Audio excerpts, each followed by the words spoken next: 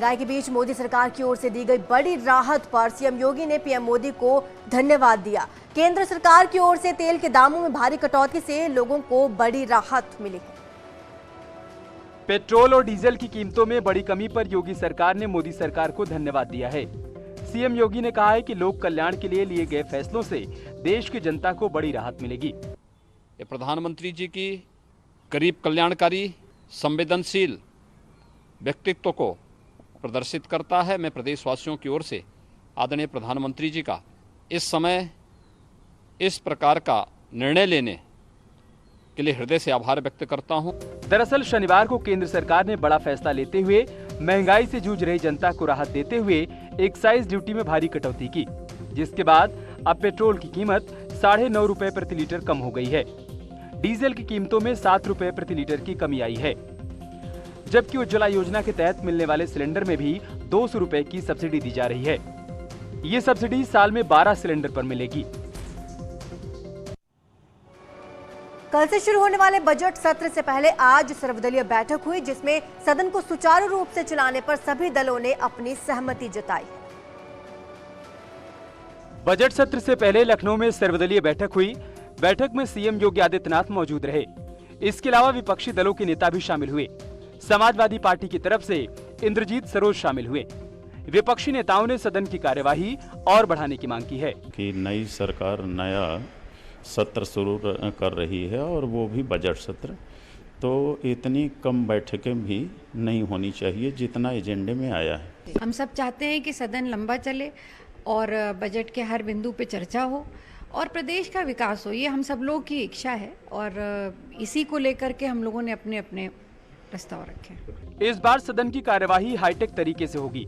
इसके लिए विधायकों को ट्रेनिंग भी दी गई है। पहले सत्र में राज्यपाल दोनों सदनों को संबोधित करेंगी। इस सत्र में योगी सरकार 2022-2023 के लिए बजट भी पेश करेगी।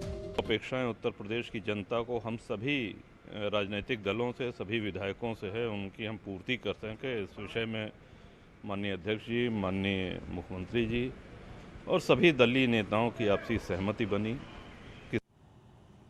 विधानसभा सत्र कल से शुरू होने जा रहा है। इससे पहले समाजवादी विधानमंडल की बैठक हुई, लेकिन इस बैठक में आजम और शिवपाल के शामिल न होने से कई सवाल खड़े हो रहे हैं। आज समाजवादी विधानमंडल दल की बैठक हुई, जिसमें आजम खां और बेटे अब्दुल्ला आजम शामिल नहीं हुए। आजम खां रिहाई के बाद रामपुर में हैं, लोगों से मुलाकात भी कर रहे हैं। रिहाई के वक्त शिवपाल यादव भी सीतापुर जेल पहुंचे थे, जिसके बाद उन कयासों को और भी जोर मिला, जिसमें शिवपाल और आजम के साथ आने की बात कही जा रही है। और आज समाजवादी विधानमंडल दल की बैठक में शामिल न होकर ये बात और साफ होती जा रही है कि अखिलेश से चाचा और आजम नाराज हैं।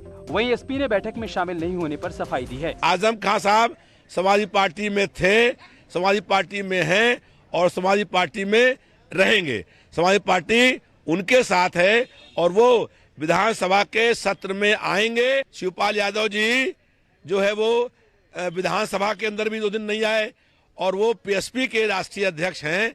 उस समाजवादी पार्टी के सिंबल से चुनाव तो जीते हैं, लेकिन उन्होंने अपनी अलग पार्टी बना रखी है और वो उसके राष्ट्रीय अध्यक्ष आजम साहब। इस बीच आजम खान ने कहा है कि उनकी किसी से कोई नाराजगी नहीं है। नाराज होने की हैसियत में ही नहीं हूँ, इसलिए कि मुझे जो तहफ़्फ़ुज़ मिला है, जो प्रोटेक्शन मिला है, वो न्यायपालिका से मिला है। और इसी बीच लखनऊ से बड़ी खबर आ रही है। कल विधानसभा का बजट सत्र होना है। बीजेपी विधानमंडल दल की अहम बैठक हो रही है। बैठक में सत्र की रणनीति पर चर्चा की जा रही है। 26 मई को बजट पेश किया जाएगा। इससे पहले सभी विधानमंडल दल की बैठक हो रही है। अलग अलग दल अपने अपने विधानमंडल के साथ बैठक कर रहे हैं, क्योंकि कल से विधानसभा का बजट सत्र शुरू होने वाला है। बीजेपी विधानमंडल दल की अहम बैठक है। बैठक में सत्र की रणनीति पर चर्चा की जा रही है। आपको बता दें 26 मई को बजट पेश किया जाना है। उससे पहले सारी तैयारियां पूरी हो चुकी हैं। पेपरलेस इस बार पूरी विधानसभा की कार्यवाही रहेगी। सत्र की रणनीति पर चर्चा की जा रही है। बीजेपी विधानमंडल दल की ये बैठक हो रही है। लखनऊ से बड़ी खबर आपको बता रहे हैं। कल विधानसभा का बजट सत्र कल ज्ञानवापी केस पर बड़ी सुनवाई होने जा रही है। जिला जज की अदालत में श्रृंगार गौरी और सर्वे रिपोर्ट पर सुनवाई होगी। अब देश की निगाहें जिला जज अजय कृष्ण विश्वेश के फैसले पर टिकी हुई हैं। वाराणसी के श्रृंगार गौरी ज्ञानवापी मामले की सुनवाई कल होगी। ये सुनवाई जिला जज डॉक्टर अजय कृष्णा विश्वेश की अदालत में होगी। मुकदमे के वादी और प्रतिवादी पक्ष अपनी दलीलें पेश करेंगे। वाराणसी कोर्ट में इस मसले पर भी सुनवाई होगी कि ज्ञानवापी मामले में वर्शिप एक्ट लागू होता है या नहीं। सुप्रीम कोर्ट के आदेश के बाद ज्ञानवापी केस की सुनवाई अब जिला जज की कोर्ट में होगी। इस बीच ज्ञानवापी को लेकर आज एक बड़ा खुलासा हुआ, जिसमें दावा किया गया कि ज्ञानवापी में शिव के 11वें रुद्रावतार हनुमान विराजमान है। इसी बीच साल 1868 की एक तस्वीर भी सामने आई, जिसमें नंदी और हनुमान जी की तस्वीर है। इस तस्वीर को अमेरिका के ह्यूस्टन स्थित the museum of fine arts में संरक्षित रखा गया है। ज्ञानवापी विवाद और लाउडस्पीकर विवाद के बीच धार्मिक किताबों की बिक्री में काफी बढ़ोतरी हुई है। हनुमान चालीसा की सामान्य से 3 गुना ज्यादा किताबें बिक रही हैं। ज्ञानवापी विवाद के बाद से बनारस के प्रकाशन बाजार में इन दिनों हनुमान चालीसा की किताब का खासा ट्रेंड देखा जा रहा है। हनुमान चालीसा की बिक्री सामान्य से 3 गुना बढ़ गई है। दुकानदारों का कहना है कि पिछले 1 महीने से हनुमान चालीसा की बिक्री जमकर हो रही है। सामान्य दिनों में पूरे मंडी का आंकड़ा एक दिन में 20 से 25 हजार हनुमान चालीसा की किताबों का था, जो अब 40 से 50 हजार हो गया है। हनुमान चालीसा जैसे पहले जो है 20,000 25,000 बिकते थे, अब जो इस समय ये है कि 50,000 40,000 60,000, पूरे पूर्वांचल की बात मैं कर रहा हूँ, केवल यहीं की बात नहीं है। अब संख्या बढ़ गया है और संख्या बढ़ता ही जा रहा है। मतलब ये उछाल 1 महीने से ऐसा है कि जो है लोग हर घर में जो है हनुमान चालीसा का ज़्यादा प्रयोग कर रहे हैं, मंदिरों में रख रहे हैं कि और जनता पढ़े इसको और उत्साह बढ़े।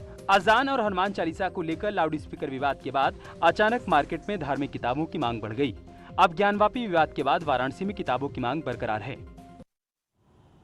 राशन कार्ड की रिकवरी पर यूपी सरकार के खाद्य आयुक्त ने बड़ा बयान दिया है। सरकार ने साफ कर दिया है कि प्रदेश में किसी भी तरह के राशन कार्ड रिकवरी के आदेश नहीं दिए गए।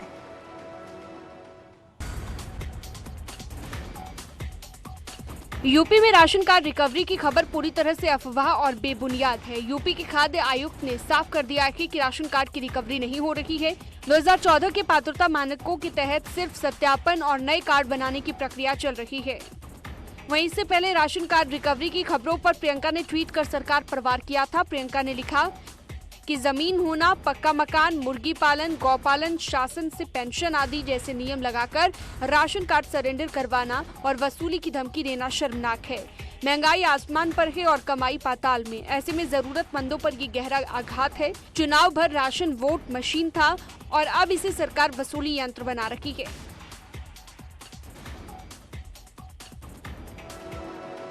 कानपुर देहात में बिजली बिल बकायेदारों के कनेक्शन काटने गए कर्मचारियों पर गांव वाले टूट पड़े। गांव वालों का गुस्सा देकर बिजली कर्मचारी जान बचाकर भागे हैं। कानपुर देहात के सिकंदरा इलाके में बिजली बिल बकायेदारों के कनेक्शन काटने गए बिजली कर्मचारियों के साथ ग्रामीणों ने जमकर मारपीट की और सरकारी दस्तावेज फाड़ दिए। ग्रामीणों का गुस्सा देखकर बिजली कर्मचारी जान बचाकर भाग खड़े हुए और 3 अज्ञात लोग आए और इन लोगों के साथ मारपीट किया और गाली गलौज किया, साथ ही गांव में ही रोके रखा। 112 की सूचना पे जब किसी तरह पुलिस पहुंची, इनको निकाल के गांव से बाहर लाई, तब ये थाने पे पहुंचे। इस प्रार्थना पत्र के आधार पे सुसंगत धाराओं में उक्त अभियुक्तों के खिलाफ मुकदमा दर्ज कर लिया गया है तथा इसमें नियमानुसार आवश्यक कार्रवाई कराई जा रही है। हंगामे के दौरान गांव में मौजूद किसी युवक ने बिजली कर्मचारियों के साथ हो रही मारपीट का वीडियो बना लिया और सोशल मीडिया पर वायरल कर दिया। फिलहाल पीड़ित कर्मचारियों की शिकायत पर पुलिस ने केस दर्ज कर आरोपियों की तलाश शुरू कर दी है। रायबरेली सुल्तानपुर NH 128 पर ITI के पास बने फ्लाईओवर पर दरार आने से हड़कंप मच गया। स्थानीय लोगों ने जिला प्रशासन को फ्लाईओवर में आई इस दरार के बारे में सूचना दी, जिसके बाद एक बड़ा हादसा होते होते टला।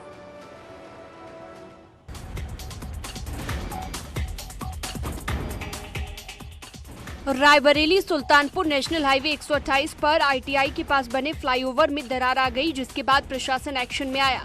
डीएम-एसपी के साथ तमाम आलाधिकारी मौके पर पहुंचे और एहतियातन यातायात को रुकवाया। सिटी मजिस्ट्रेट ने बताया कि रायबरेली सुल्तानपुर रोड पर यातायात एक हफ्ते के लिए बंद रहेगा। यात्रियों के लिए डायवर्जन किया गया है। ट्रैफिक रुकवा दिए गए हैं दोनों ही तरफ से और उनका डाइवर्जन रूट तय किया जा रहा है। कब तक उम्मीद है कि चालू हो जाएगा? अभी जो पीडी की ओर से रिक्वेस्ट आई है एनएच के, उन्होंने एक हफ्ते का समय मांगा है इसको ठीक करने के लिए। वहीं ट्रेनों के लिए आरपीएफ के साथ मिलकर बैरिकेडिंग की जा रही है ताकि ट्रेन की आवाजाही जारी रहे। फिलहाल प्रशासन की ओर से एहतियातन तौर पर फ्लाईओवर पर आवाजाही बंद कर दी गई है, जिससे बड़ा हादसा टल गया।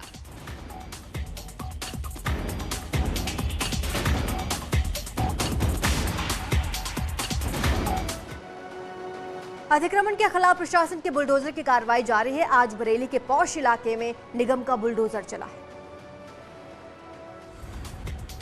बरेली में नगर निगम ने सरकारी जमीनों से कब्जे हटाने की कार्रवाई शुरू कर दी है, जिसके बाद नगर निगम की टीम ने शहर के पौष इलाके डीडीपुरम में करोड़ों की जमीन को कब्जा मुक्त कराया।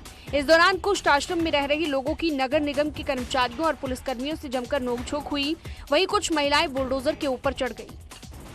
लोग थे जो इनको पुश करके लेकर के आए थे जी, जबकि यहाँ से उनको लोगों का कोई मतलब नहीं है। उनका आश्रम यहाँ से काफ़ी दूर है। ये पूरी खाली ज़मीन है और इस खाली ज़मीन पर अगर हम यहाँ पार्किंग की व्यवस्था करा देंगे तो लोगों को, ये चूँकि आसपास ये पूरा मार्केट एरिया है, लोग आते हैं यहाँ, गाड़ियाँ पार्क हो जाएंगी लोगों को, तो काफ़ी सुविधा मिलेगी और यातायात भी सुगम होगा। प्रशासन के मुताबिक डीडीपुरम इलाके में कुष्ठ आश्रम की 9,740 वर्ग मीटर जमीन पर कुछ लोगों ने अवैध कब्जा किया हुआ था। उसी के लिए नगर निगम ने अब इस जमीन से कब्जे हटाने की कार्रवाई शुरू कर दी।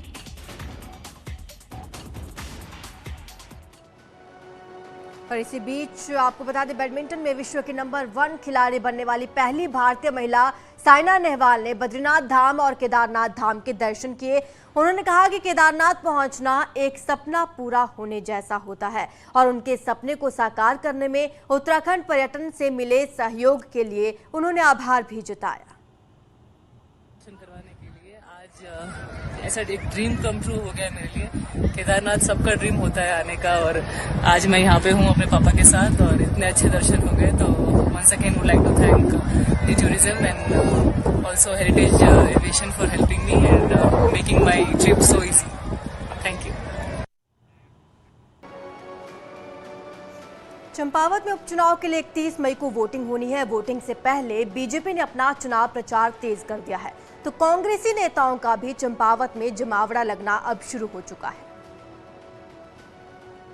बीजेपी ने पूरे चंपावत को 5 सेक्टर्स में बांटकर इसकी जिम्मेदारी अपने 5 कैबिनेट मंत्रियों को दी है। चुनाव प्रचार के लिए अब अंतिम चरण में बीजेपी ने अपने सभी नेताओं को चंपावत बुला लिया है। सीएम पुष्कर धामी अगले 2 दिनों तक चंपावत में ही रहेंगे। हमने नॉमिनेशन के दिन से ही अपनी तैयारियां प्रारंभ कर दी थी और वर्तमान समय में हमारे प्रदेश स्तर के कई पदाधिकारी मंडलों पर, विधानसभा स्तर पर, शक्ति केंद्र स्तर पर और बूथों पर अपना काम कर रहे हैं। चंपावत चुनाव में 8 दिन बचे हैं। ऐसे में प्रदेश अध्यक्ष करण माहरा समेत कांग्रेस नेता भी चंपावत में डेरा डाले हुए हैं। पूर्व सीएम हरीश रावत भी सोमवार को चंपावत पहुंच रहे हैं। हम भी अपना लोकतांत्रिक कर्तव्य पूरा करेंगे और भाजपा को हराने के लिए काम करेंगे। और कल मैं भी जा रहा हूँ, हमारे सब साथी वरिष्ठ नेतागण वही हैं, पार्टी अध्यक्ष और पार्टी के जो सीएलपी के नेता हैं वो वहाँ डेरा जमा करके बैठे हुए हैं। फिलहाल इतना ही। आप देखते रहिए न्यूज़ 18।